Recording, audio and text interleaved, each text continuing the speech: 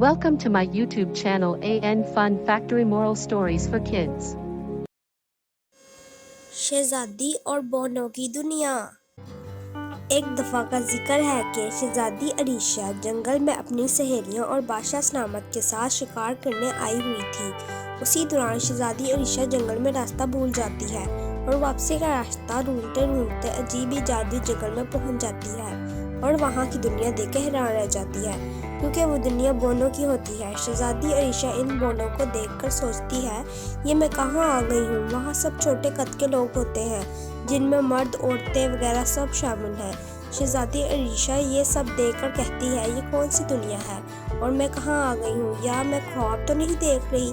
तो शहजादी अरीशा को एक हल्की सी आवाज़ सुनाई पड़ती है। शहजादी अरीशा गौर करती है और पता चलता है कि शहजादी के पीछे एक बोना खड़ा है और शहजादी अरीशा से बात करने की कोशिश कर रहा है। तो शहजादी अरीशा बोने के पास आकर उसकी बात सुनती है।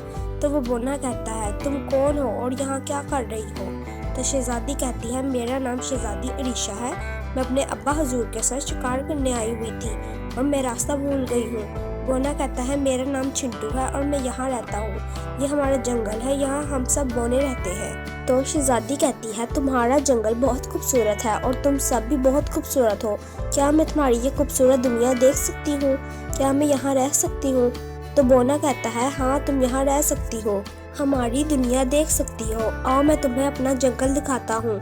तो शहजादी अरीशा बोने के साथ चली जाती है और क्या देखती है कि सब बोने कितने इत्तेफाक से रहते हैं। शहजादी अरीशा इन बोनों के साथ खेलती है और बहुत खुश होती है। शहजादी अरीशा बोने के साथ जंगल देखते देखते ऐसी जगह पहुंचती है जहां बहुत ही खूबसूरत क्रिस्टल रखा होता है। तो शहजादी अरीशा को वो क्रिस्टल बहुत ही खूबसूरत लगता है और वो उस क्रिस्टल को पकड़ने लगती है। तो बोना शहजादी को सख्ती से मना करता है कि इसके क्रिस्टल को हाथ कभी ना लगाना, वरना तुम्हारे साथ बहुत बुरा हो सकता है। तो शहजादी अरीशा पूछती है कि ऐसा क्यों है। तो बोना चिंटू शहजादी अरीशा को बताता है कि क्रिस्टल हमारी मलका का है, इसमें हमारी मलका की रूह कैद है और इस क्रिस्टल के रखवाले बोने क्रिस्टल को हाथ लगाने वाले को मार देते हैं। मगर इस क्रिस्टल में ऐसा जादू है कि अगर कोई मर भी जाए तो वो भी ये क्रिस्टल अपने जादू से उसे जिंदा कर देता है। मगर ये क्रिस्टल मलका का है और मलका बहुत जालिम है। शहजादी अरीशा बोने चिंटू की बातें सुनकर दिल में सोचती है, ये तो ऐसे ही मुझे कहानी सुनाकर मुझे डरा रहा है, मैं कल आकर इस खूबसूरत क्रिस्टल के साथ खेलूंगी। और बोने के साथ चली जाती है। अगले दिन शहजादी अकेली इसी जगह आती है और इस क्रिस्टल को पकड़ लेती है और क्रिस्टल के साथ खेल रही होती है कि क्रिस्टल के रखवाले आ जाते हैं और शहजादी अरीशा से क्रिस्टल छीन लेते हैं और शहजादी पर जादू कर देते हैं और शहजादी अरीशा मर जाती है।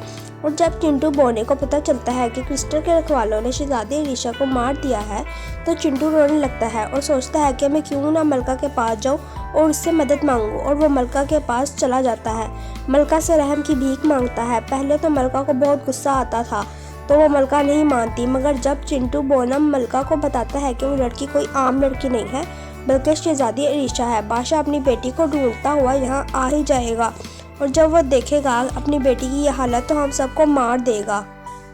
तो बोने चिंटू की बात सुनकर मलका का गुस्सा ठंडा हो जाता है और क्रिस्टल देखने की वो मान जाती है। तो चिंटू बोना क्रिस्टल ले जाकर शहजादी के माथे पर लगाता है। तो थोड़ी ही देर में शहजादी अरीशा ठीक हो जाती है और उठकर बैठ जाती है।